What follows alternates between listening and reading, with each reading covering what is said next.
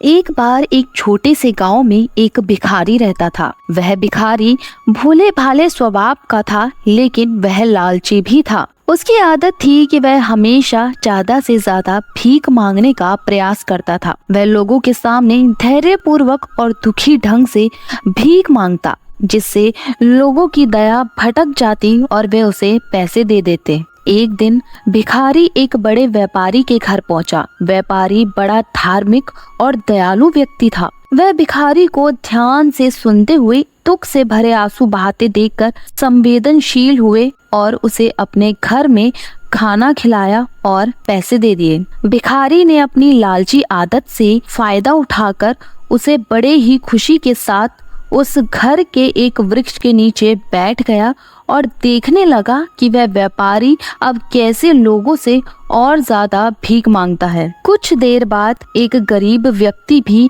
उसी वृक्ष के नीचे पहुंचा। वह व्यक्ति एक किसान था और उसके पास भोजन के लिए कुछ भी नहीं था। वह भिखारी को अपनी दुविधा बताते हुए कहने लगा, मुझे भोजन की जरूरत है। भिखारी ने तुरंत लालच में आकर कहा, अच्छा तो फिर तुम मेरे खेत में कुछ काम करो और मैं तुम्हें भोजन और पैसे दूंगा। किसान ने सहमति दे दी और भिखारी के खेत में कुछ काम करने लगा। उसे पहले दिन भोजन और कुछ पैसे मिले और वह खुशी से वापस अपने घर लौट आया। दिन बीतते गए और भिखारी ने उस किसान को कुछ और काम दिया। किसान को दैनिक भोजन और पैसे मिलना शुरू हो गए और भिखारी को फायदा होने लगा, लेकिन फिर भी भिखारी के लालच को शांत नहीं किया जा सकता था। उसके दिल में विशाल धन के बावजूद भी उसे और भी ज्यादा पैसे चाहिए थे। एक दिन भिखारी ने व्यापारी से कहा,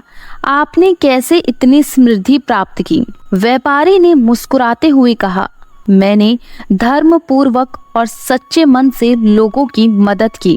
जब मैंने आपको खाना खिलाया और पैसे दिए तो मैंने सिर्फ अपने धर्म का पालन किया। मेरे दिल में दया और सेवा भाव था, इसलिए मैंने आपकी मदद की। भिखारी ने व्यापारी से कहा, मैं भी इसी तरह अधिक समृद्धि प्राप्त करना चाहता हूँ, कृपया मुझे भी उपाय बताएं। व्यापारी ने भिखारी को समझाया, समृद्धि का रहस्य है दया, सेवा भाव और धर्म पूर्वक कर्म। जब तुम अन्य लोगों की सहायता करोगे और उन्हें ध्यान दोगे तो समृद्धि खुद ब खुद तुम्हारे पास आएगी। लालच के चक्कर में ना पड़ो और सबकी मदद करो। भिखारी ने व्यापारी के उपाय को माना और वह लालच की आदत से मुक्त हो गया। उसने धर्म पूर्वक और दयालु भाव से लोगों की मदद करना शुरू किया। उसके कर्मों की बदौलत वह भी व्यापारी की तरह समृद्धि को प्राप्त करने लगा। लालच की बाधा से मुक्त होकर भिखारी ने एक खुशहाल और संतुष्ट जीवन जीना शुरू किया।